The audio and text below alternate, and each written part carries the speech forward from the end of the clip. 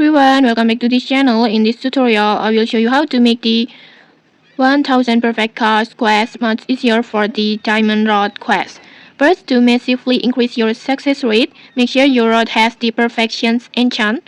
This enchant helps you land perfect cards more consistently, so you won't waste time failing. You can add the perfections enchant using a double or a second enchant slot like this.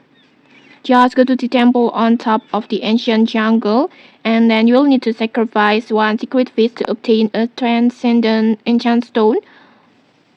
And then with this stone, just let you reroll your roads enchant until you get the perfections like this. That it will guarantee perfect throws while auto fishing.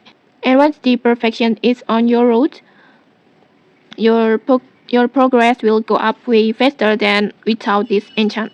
And okay, that's it. Good luck completing the diamond rod quest. If you found this helpful, don't forget to like, comment and subscribe for more tutorials. Thanks for watching and see you.